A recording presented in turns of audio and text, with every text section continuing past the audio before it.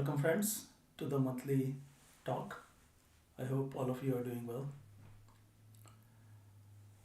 I've been receiving a few mails of late talking about various issues, and I know some of you address me as master, but believe me, I'm no master.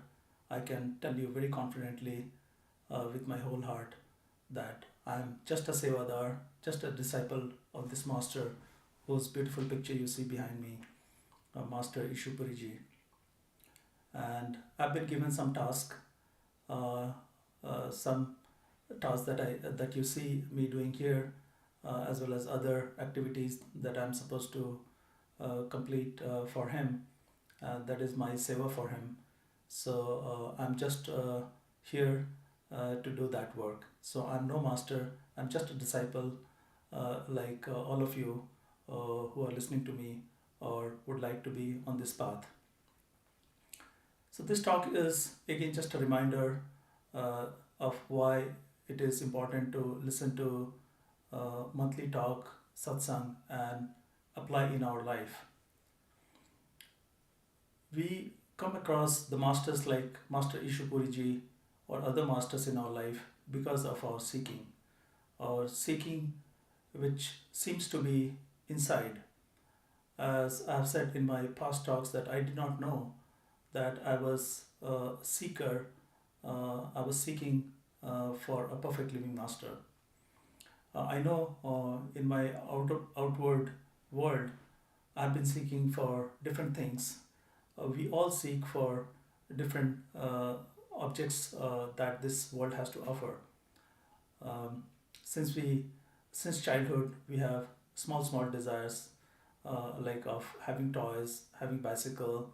When we grow up, we want to get married, want to have child, we want to have a job, we want to succeed in life.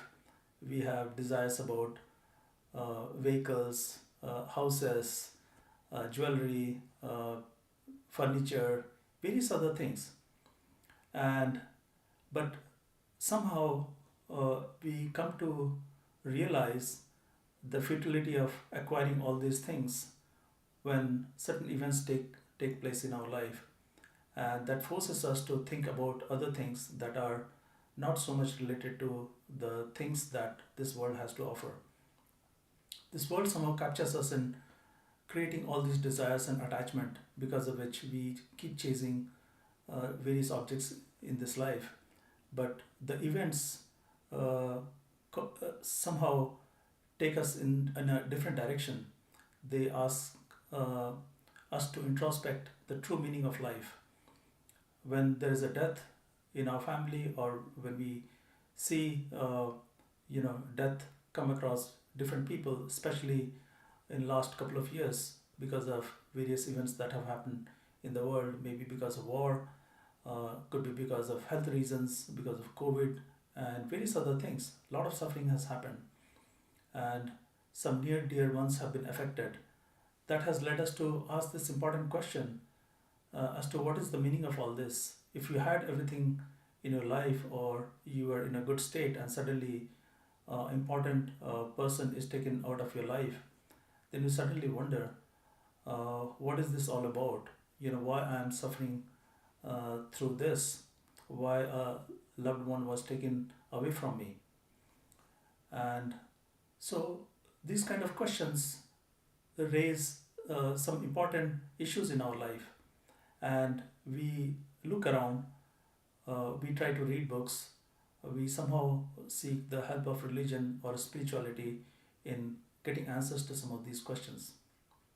And when there is an intense burning desire to ask these questions, to get answers to these questions, not necessarily just in this life, but it could be maybe because of past lives also. We have no access to the previous life, so it is difficult for us to see why we act in a particular way. Some people are born with the intense desire to only seek that is not physical in nature.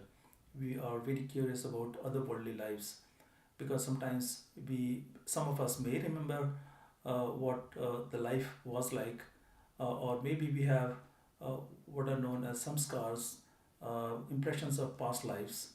Some people are born vegetarian, they don't like to partake in eating meat. So they have certain tendencies that are reflection of the past lives lived before, and it's a sign of seeking. And although outwardly we, in this life, we keep on doing normal activities that a human being has to do to live in this world, we all have to have certain duties towards our family. We have to go to school, college, uh, we grow up, we need to take care of our body, family, we need to earn a living.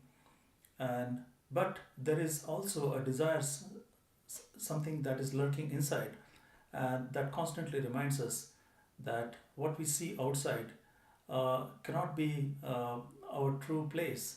This is not something that we like. We are forced to live in this situation because of the demands of the body, demands of the society, and the place that we grow in. Sometimes people participate in as a, if you are a military person, you have certain duties towards your country, and so as a society also we have certain duties that we need to carry out, because we belong to the society, we belong to a family. So we need to participate in all this. We cannot just leave everything and run away to, say, a mountain, Himalaya, or other place, because the problems of body won't go away. We have been so much identified with this body that we need to keep it healthy. We need to keep providing it the food that it needs. If these were not around, if you did not need to feed your body, then probably most of our problems would go away. And masters tell us that body not only gives us a window or access to this world, because only through this body we experience this world. Not only it gives us access to the to this world that we can perceive on a day-to-day basis, but there is, within this body there's a marvelous access to everything that can be known by anybody, say at a higher plane, or you can meet your creator within this body. It has everything embedded inside it. We just have to know how to access it. And those people who have been seeker, although they have been participating in normal duties, there's an intense desire in them, in their heart, to seek. And because of which masters like Master Ishupuriji and others masters have come to help us, to remind us, to tell us how to go back home. Because we know, we feel in our heart that although we do these mundane chores, there is something more to the life than what we normally encounter.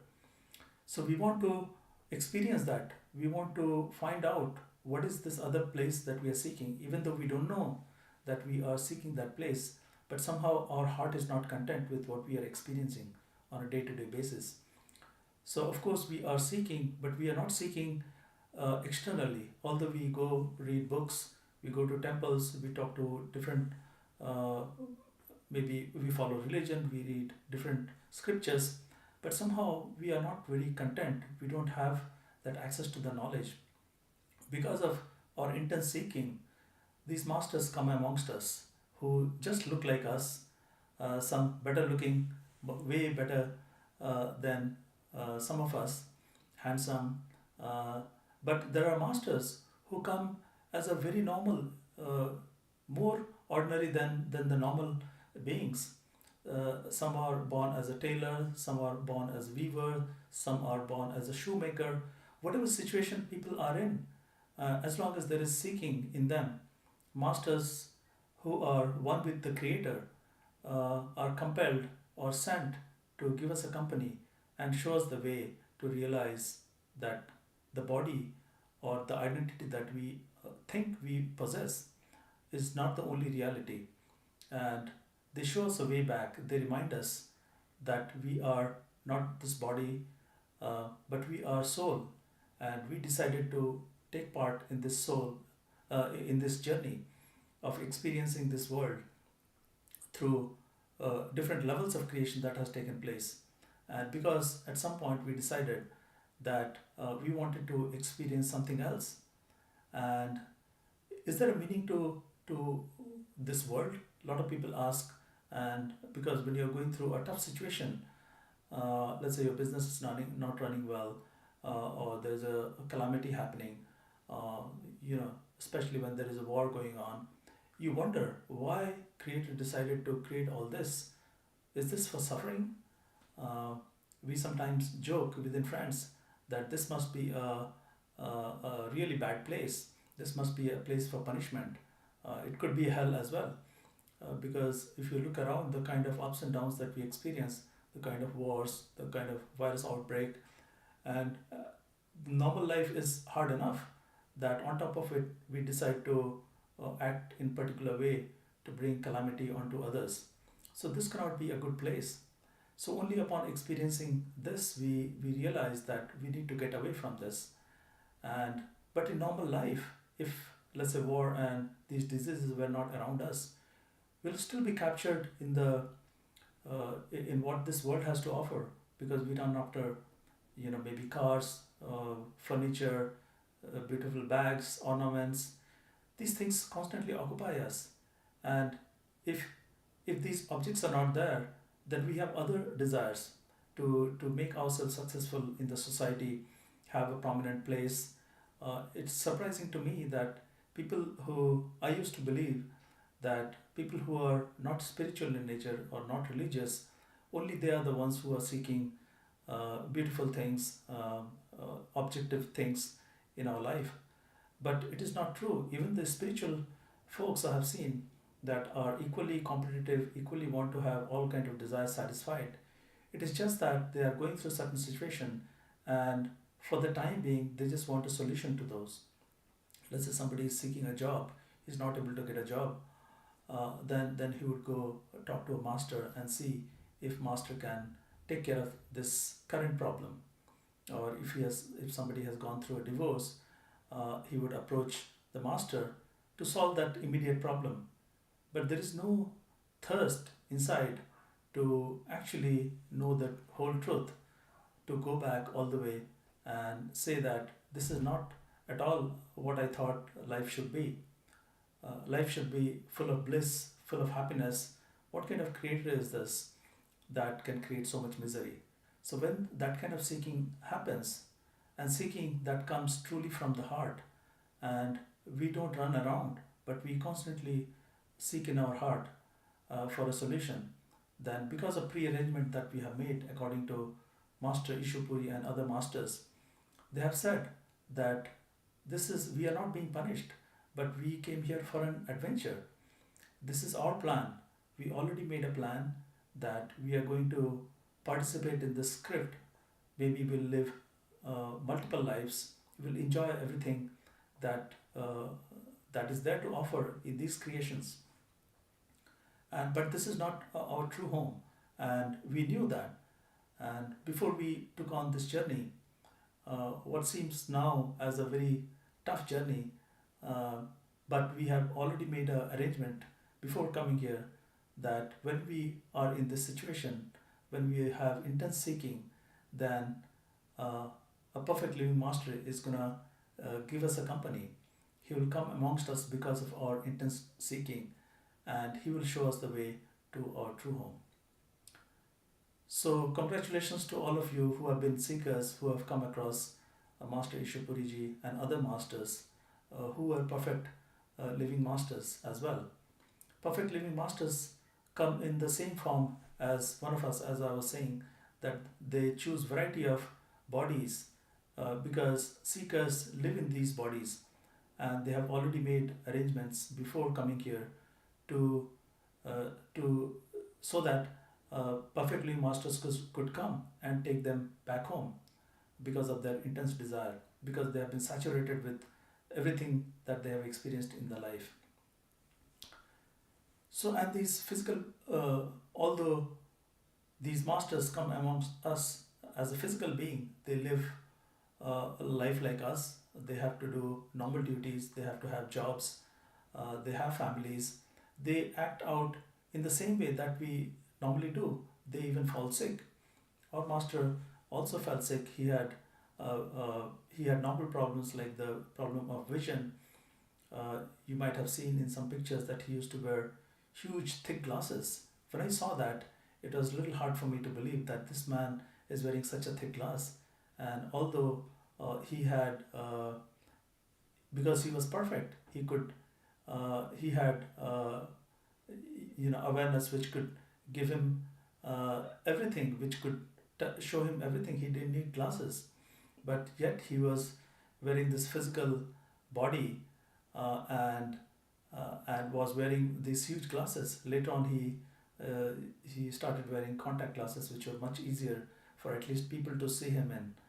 Um, and he felt sick as well. He used to take care of his diet, and what I'm saying is that perfect living masters have the normal problems that we, as a normal human beings, go through. But their consciousness, but their awareness at any point in time is different than us. It is much vaster than we can comprehend. According to Master Ishupuriji, they are always connected. They are speaking to us from this perfect place, our true home, Sachkhand. And although they have a body, we experience them having a body, but they are speaking from that place that is true, that never goes away, and that is the final, that is the ultimate truth, where all of us have come from. But unfortunately, because we decided, unfortunately or fortunately, we have decided to take on this role, take on this physical appearance, where the soul is totally encased within us in multiple layers, and we cannot even imagine that we have something called soul. Because of so many masks that we have worn, so many garments or bodies that we have worn, we have forgotten that we have something inside which is our true nature, which is we are soul, and we have misidentified ourselves completely with this physical body, and we suffer the pains of this physical body. And they have reminded us constantly how to go back and seek the ultimate truth. And they have said that this is our physical body is just one of the bodies through which we are experiencing this world. This body that we have is of material nature. It is made of atoms, molecules, and it has a hardness to it. We experience gravity. Whatever we see, we experience through the sense perceptions that are built into our body. The eyes, the nose, mouth, the tactile senses, they give us a idea of the world that is around us. And when you see me, when you see any object, how do we know that this is real or not? We corroborate the evidence of each sense with other senses and see whether it is real or not. We don't have any other means to validate if something is real or not. Whatever we perceive, we think of it as real. If I look at my phone here, I can touch the phone, I can knock on the phone, I can hear the sound, I can see the color of the phone, and that makes me believe that it is real in nature. That's what that is what convinces us about the reality that we experience. And there are certain other things also our body realizes, because of which we find this living very tough. If we did not have pains in this life, if our life was full of joy, we will never leave this place. We will never go back to our true home. We will never realize who we truly are. Only because of the pain, we come to realize that there is something. In absence of pain, we would not think of leaving this body at all. If the body, because of death, we know that this body dies. If there was no death, then we would keep on going. We would not even know. We would forget when we were born. So everything seems to happen in opposite. Without death, without life, there cannot be death. And the life that we experience is always followed by death. When we are born, we are very small. With time, we grow, and at the end of it, we die. If you look at all the experiences in the world, that seems to happen in opposition. There's no darkness without light. There's no light without darkness. There is no up without down. Everything seems to happen in contrast, and that gives us a relevance of each other. The same thing is with the body also. If you did not have, let's say, headache, you would not even know that you would not even care about your head. If your leg did not hurt, you would not know that your leg has so many muscles. Or if you had a bone fracture, you would not even, before the bone fracture, you would not even care about your bone. So somehow the pain reminds us of the existence of certain things. In general, there's a contrast needed for something to have meaning. Uh, if the picture behind, if it was blurred, it would lose its contrast, and you may not be able to see the details in the picture. The details in the picture become apparent only because there is so much contrast built in. There are so many colors uh, that are showing the contrast. There is hue, there is intensity of light that differs from one another. But this contrast is very much needed for the experience to happen. And this human experiences uh, it acts in the same way. Our different senses convey to us the intensity or the contrast that we experience. Through sound, we can hear objects, and because of the different tones that we experience, we can say one musical instrument apart from the another. If we did not have that ability, we may not be hearing anything. If there was no light, you would not experience darkness. So contrast is very much needed. And so this world of ups and down is for giving us that experience, so that we can understand this world through the senses that are built into us. But what masters tell us, because we get so much attached to this body, and a lot of us don't even want to die, even though we see people dying regularly. Somehow we have this strange belief that our turn is not going to come, even though we know the body is deteriorating. It is falling, you fall ill, you have injuries in the bodies, but somehow there is a strange thing that happens. We never take it for granted that we also are going to die. Masters constantly remind us that we are going to die one day, and they give examples of other saints, other masters who have died. I mean, the history is full of all the masters that have lived in the past, have given knowledge to us, and they passed away. Nobody lives for forever, but somehow we hold on to things. We hold on to our desires, attachment. That is what causes us to come back in again and again. And it is said that as long as you have desire, doesn't matter what it is, as long as you have desire of this world and not for your true home, you'll keep coming back in order to fulfill all the desires that you have. Some of the desires are very short term in nature. Let's say if you want to have a tea or coffee, or you want to go watch a movie, uh, or meet your friend, you that those desires can be satisfied, and we satisfy immediately. There are certain long term desires. Let's say you are a young man or a woman who wants to get married to a particular person, that you work towards satisfying that. Certain desires that we cannot satisfy, doesn't matter how small or large desire is, will be satisfied because of the nature that we have, because we want those desires to be fulfilled. And whatever we wish, master used to say, whatever we wish, that will be fulfilled. Whatever you seek, that will be satisfied. So if you seek spirituality, if you seek true home, that will be satisfied through perfect living masters. If you want normal objects, let's say a car or a house or whatever have you, those will be satisfied. If it cannot be satisfied in this life, you'll come back again in a different life to satisfy the inner desires you have.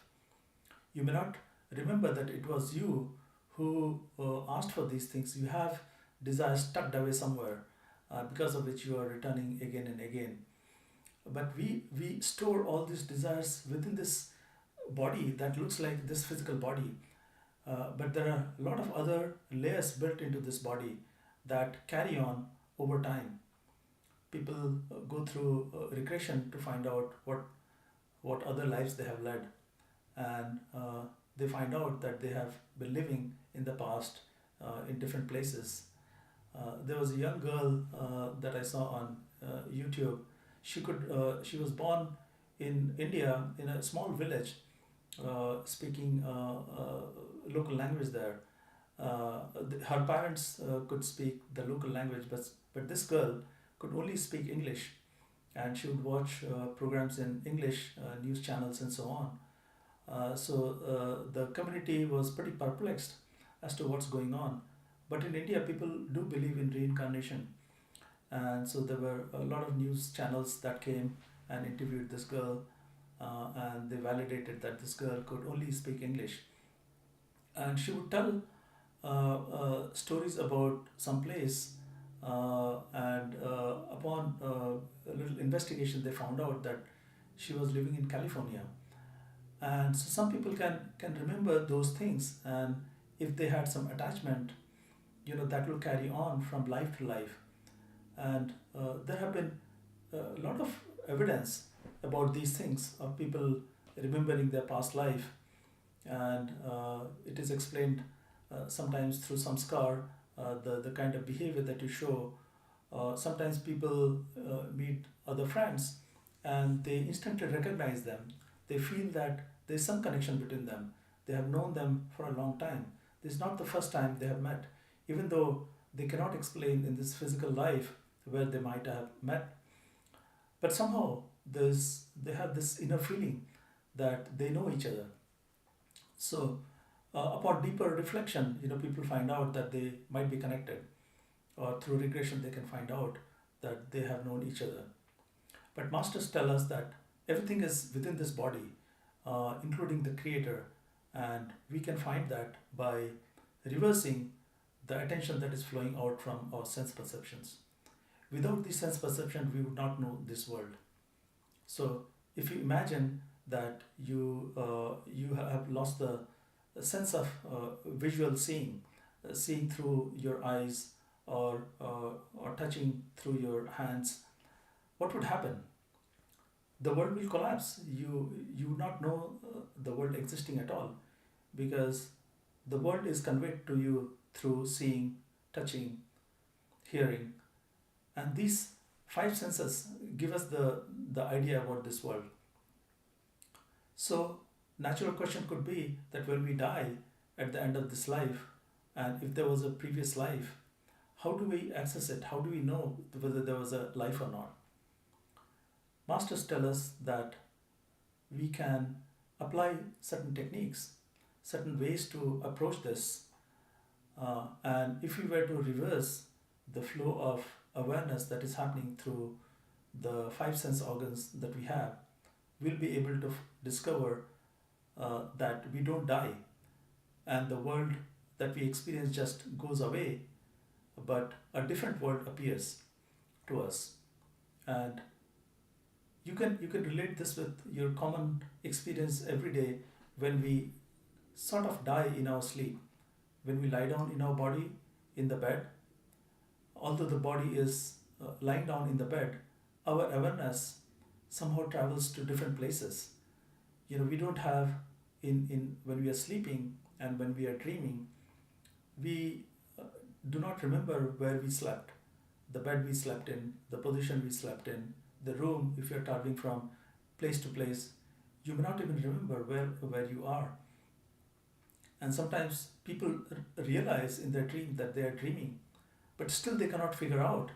Somehow, uh, seems like the awareness that we have at any point in time is totally disconnected from the other realities, other awarenesses that you might have had uh, just a short time ago.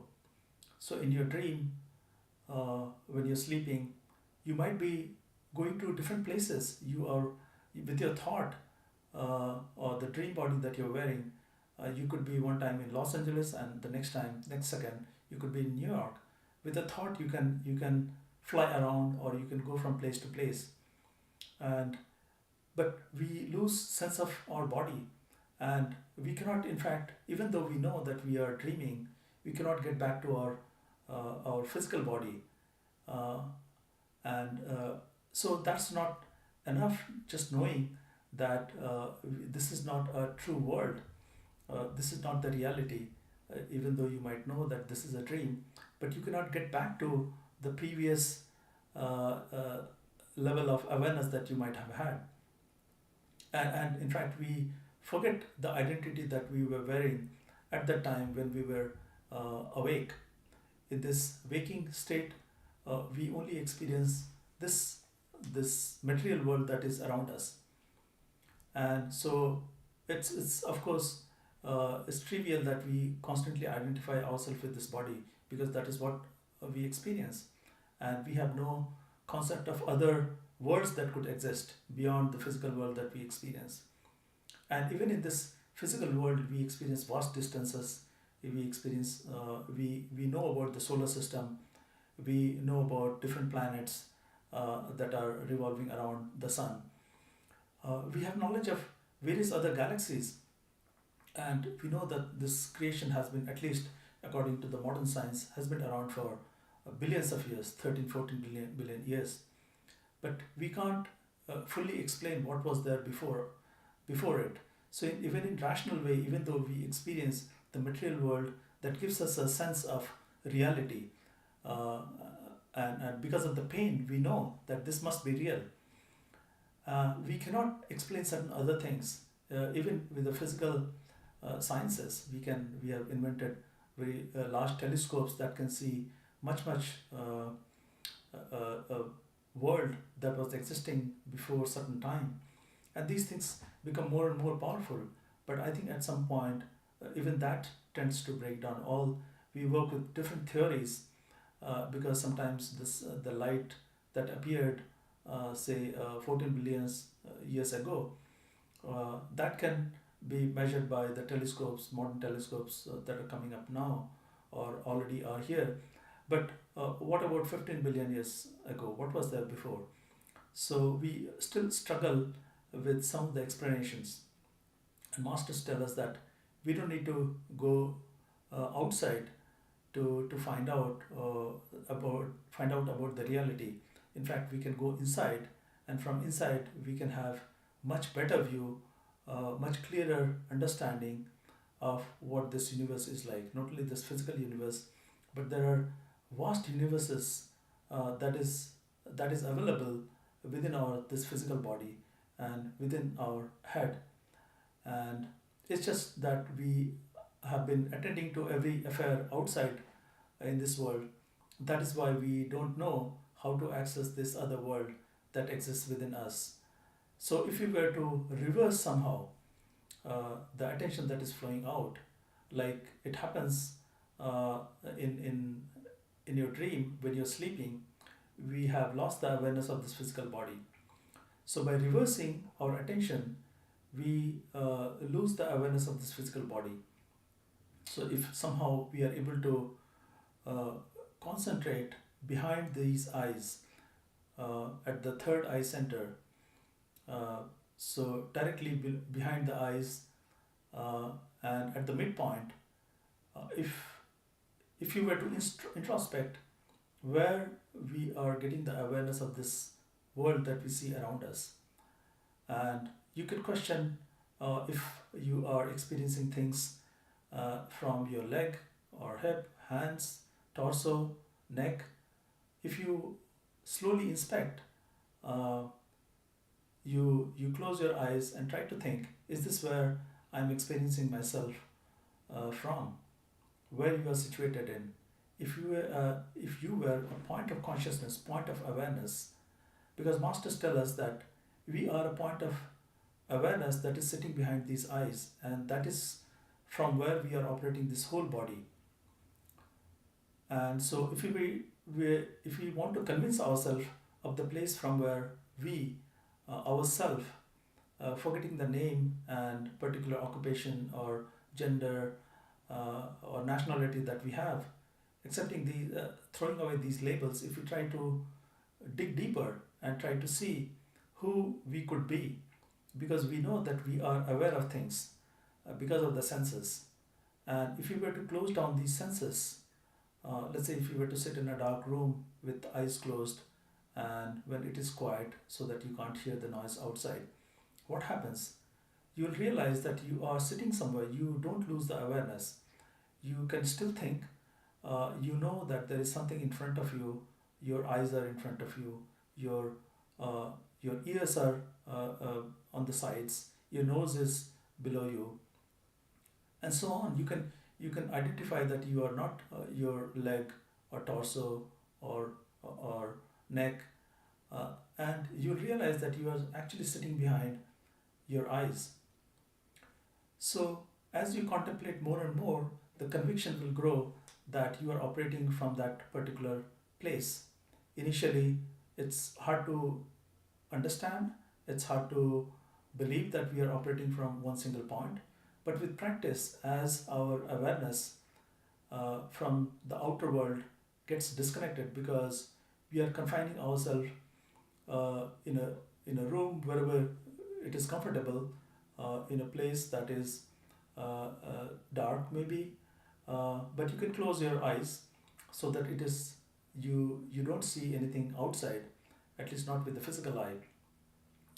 But you have to keep a distance a little, if you because your mind is still uh, working, and that never goes away, that always gives you a company and reminds you of all your other duties that you have.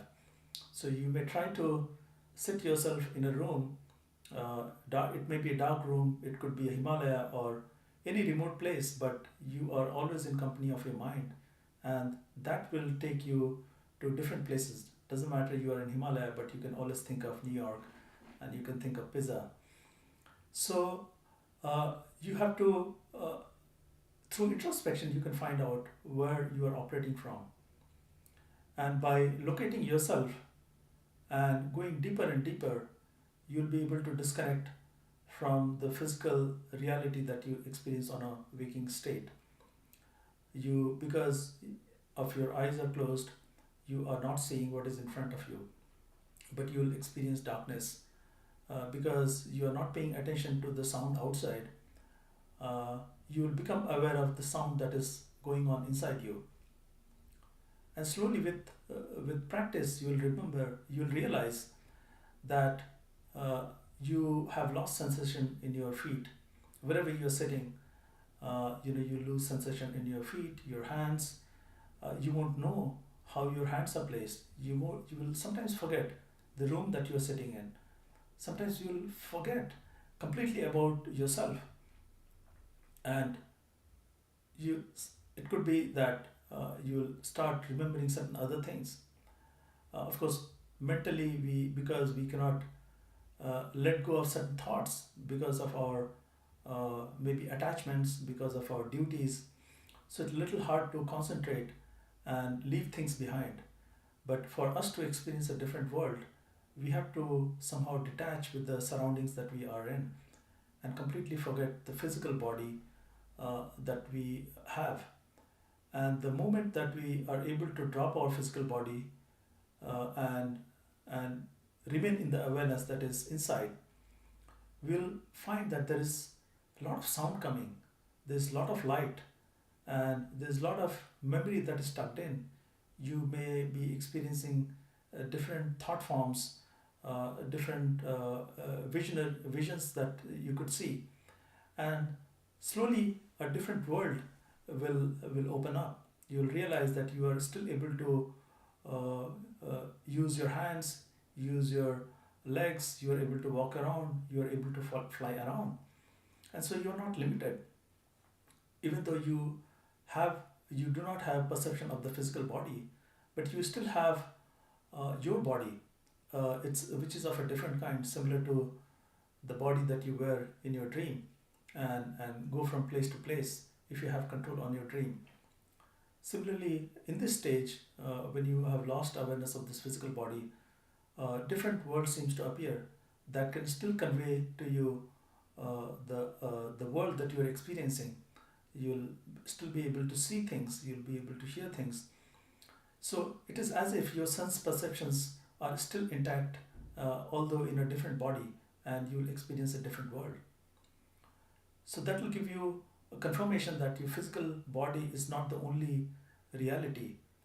Uh, and even though when you are in a waking state, everything seems real, but now that you have experienced a different world, you get convinced of another reality that may possibly be existing, and where things are even more clearer. The vision is clearer, the hearing is clearer, the impressions that you receive is much more solid, much more crystal. And what masters tell us that that is not the only cover that we are wearing. Uh, that is just another world that we experience through the cover that we are wearing at that time, and that is a cover of sense perceptions, or what master used to refer to it as astral world, because we are able to fly through this world with the senses that we have, because that the body is not made of the matter, or it's not a physical body, so it doesn't keep us bound to this earth, and we are able to fly around and do things much more fluidly, much more easily. And what masters have told us that is even a bigger world. We are able to travel vast distances because the body is not tying us down, and we are able to mentally fly around. And the clarity that we receive after flying around is stronger than what we receive in this physical world. As if this physical body that we have is actually making things duller. The eyes need different apparatus to be able to see clearly. Sometimes on the ears we need implants, other things, so that we can hear clearly, and so on. But with the astral world can be discovered with the astral body, and that gives us even more assured reality. So we start questioning what is the nature of the reality, the physical reality, and the astral reality. What masters tell us that even that reality is not the final truth. There's another reality beyond that. And similarly, through the same process that we utilize to go from this physical world to astral world, we can use the same approach by meditating in that other body, and then we can find that we will be able to uncover another causal world where we don't have a physical form, but we have thought. With thought, we can and we can experience things in one shot. We don't need different sense perceptions to give us idea about the the shape of the objects, or sense of the reality, but it can be captured in one sense, one go, immediately. And but what masters tell us that even that is not true nature. We find at that place that there is a universal mind, and even though we experience everybody in this physical world, which are carrying different bodies, and they have different mind, what we believe is all of us have different mind, because our thoughts don't collide. We don't think the same way. We have Because of the mind we have our own identity. We participate in different occupation. We have different behaviors. We have different liking. It's all because of the mind. But what we experience at that causal level is that there is one universal mind. This is what has been explained by Master Ishapuriji and other masters, that we have one universal mind. And apparently a lot of other masters get get stuck there because of the beauty that masters experience at that level, and the creation that they are able to explain, because of universal mind that is creating, giving us the experience of time and space, and we are able to see the creation happen right from there. And so we believe, and masters believe, that that is the ultimate creation. But we have not yet understood or experienced a deeper part of us, and that is soul that is powering the mind that we have, that is powering the sense apparatus that has been given to us, that is also powering the body that we have. So we still haven't quite discovered ourselves as a unit of consciousness, and that is the, according to masters, that is the ultimate reality. Without knowing that, we have not fully understood our true reality. And but unfortunately, with our effort, with our mind, we cannot experience that, because uh, what where we originated from, what uh, religious texts and masters tell us, that in our Sachkhand we are all made of love, and to experience that love we have divided ourselves into multiple, you can say, particles or multiple waves in the ocean to experience this love. And at the end of the day, we are spark of that divinity, that total creation, uh, the power that powers everything that happens. And because this is so uh, buried deep inside us, and because of the coverings that we have put on ourselves, it is hard for us to realize that we have something called soul, and we are, at the end of the day, we are soul, but we have misidentified ourselves with this physical body. So the role of masters on our truth seeking is to come amongst us and give us this teaching, show us this method, but they have a much bigger reason other than just teaching us, because these teachings can be, according to masters, uh, can be read from the books. You don't need a master to come down from Sachkhand, and in the form of flesh, word made flesh, in that form, to give us this teaching. It is to, but the reason they have to come amongst us is to become our friend and give us this unconditional love that somehow, touches us deep down in our soul. And even though our mind tells us something else, we are busy running around, a part of us is hooked on and is pulled by these masters, that strong thing like mind that constantly binds us and never lets us forget all our desires, somehow cannot prevent us from seeking in our heart, cannot prevent us from thinking about master.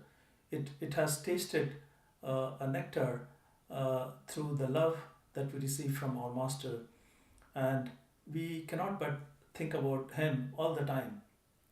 I remember uh, seeing my master's video on YouTube, and I was so captivated by seeing him sharing his message. But I think there was the outwardly I was just watching, YouTube, watching a lot of his lectures. But I think he was working deeper down, and I didn't know that I was such a seeker, because of the mental attachments I still have. These things don't go away so easily. Uh, I used to say that I'm a part-time seeker. I don't even know how I got into the lap of this master, because I felt that I was not actively seeking. But actively seeking doesn't have to be done with the physical body. Active seeking has to be done with your heart. Somewhere deep down, there is a seeking, there's a longing to for that ultimate place, where only soul knows what is seeking. And because soul is covered by so many layers, and we forget our identity, and we take on identity that is given to us, our look, our gender, our nationality, our occupation, and so on. And around us, there are so many people always reminding us of our identity. So we forget that we are a soul, and Master come amongst us, and they give us this unconditional love. They look like us, they behave like us, but they have a different awareness. And through love, they pull us, even though our mind doesn't want to listen to him all the time sometimes, because I remember that I also got tired of listening to the same lectures and would sometimes skip on some of his lectures. But then I remember thinking about him while driving, you know, uh, without even realizing that I'm thinking about him.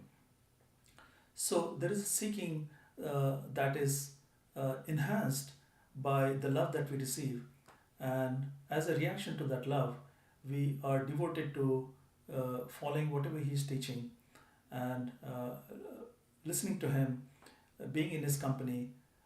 Somehow we forget who we truly are, uh, and it is the nature of love that it somehow unites us with whatever we love. Whenever you are in love with somebody, you don't think about yourself. That is the nature of true love. But mind always divides, and mind has a creative role as well. Because of mind, we are able to experience this world. We are able to experience different people. You, you know, when there is a satsang in person, there are people of variety of background, a variety of skin color, different genders, different thought process, different occupation. No two-person looks alike or thinks alike. So this experience can only be given by the mind, because mind knows how to divide things, and mind is the one it is able to create. Mind has created time and space and placed all the events, as Master Ishuji used to say, that we are experiencing this because all the events have been placed on a timeline, and we are doing a time travel from event to event, and we are experiencing this world. We have chosen a script for ourselves. We have decided that this is the kind of experience we would like to have, and with that experience and pre-arrangement, that at the end of the experience, when I'm tired, I'll be able to go back and find our true home. In fact, masters say that we have never left our true home. There is nowhere to go but only to realize that this is like a dream. We are dreaming within a dream, and we have forgotten where we were sleeping, and we don't have awareness of the true reality. So when we are troubled in our heart, when we are seeking, masters come, and through their friendship and true love, they pull us, they pull towards them, and we become devoted. And they take us, they take our hand, and they give a promise to us. Sometimes it is called, uh, formally, it is called initiation, but not necessarily, initiation happens in a physical form. When a lot of us got initiated during Bhandara time, we asked Master for initiation. Master initiated us, but in terms of physical activity, it was teaching certain practices, right? Certain mantras to repeat to occupy the mind. But he has placed his image inside us at Third Eye Center, and he has given us a way to meditate, a practice. It is a scientific process. It's a way for us to reverse our attention, the consciousness that is flowing through our physical sense perceptions, and it is a way to turn it around and find the company of him, of your master, who is waiting for us at the Third Eye Center. Because our awareness is completely flowing outside, it has not concentrated back at the third eye. When we practice the meditation that he has taught, which is Sahaj, which is, according to him, the simplest form of practice that one can do. And in theory, it is pretty straightforward, that the the awareness is what is giving you knowledge about this world. If you could concentrate that awareness somewhere else, you would get awareness of that other world. So if you are able to concentrate the awareness, withdraw the awareness from physical world onto behind the third eye, where the gate reverses, the doors of perception reverse, then it will give us a glimpse of another world. And for those who have been initiated, where Master has planted himself, will have company of his, and will be able to travel to inner worlds. Uh, and it makes it easy because of the love through which he is pulling us. He has said on and on every time in his satsangs that the role of mind is very small. We start our practice because Master tell us to practice in certain way, but he's pulling us with his love. And the role of mind is very small. We have to start from what we are familiar with, and that's why we have to do the meditation and the form of exercises that he has taught in his so many videos. And through that we'll be able to uncover that we are not this physical body, but we are somebody else, and we have just been misidentifying ourselves with this physical body, and we'll be able to glean the reality that is inside. And they have told us that this reality that we see is actually being projected from outside, not from outside, but from inside. Everything is inside, and including the creator. We can't meet the creator, but we ourselves realize that we are the creator, and that happens when we go beyond the causal plane, and when because of because the love that is flowing to us is emanating all the way from Sachkhand, from where Master has that awareness. And this is unconditional in nature, because he knows uh, the game that is being played, and the role that we have taken on, the script that we have picked for ourselves. It is just a dream that we are in, and he knows that we are dreaming, and he's the one who is awake, and he knows that we need his help, so that we can get up from the dream, become awake from the dream. And it's just that we are having a successive dream, and that causes us to wear various layers, different layers at different dream, and get a sense of get to experience the different worlds that we are part of. But at the end, we wake up to the final reality, because of the love through which he pulls us beyond the mind, beyond the causal region, and then we realize that the master and us who ourselves identify at that level as a single soul, a unit of consciousness, those are also emanating from one single source, one true consciousness, one soul that is dreaming itself as the multiple soul. But at the end of the day, master and us as unit of soul, we merge, and realize that we were the only one. There is no other one. There is we reach this non-dual place.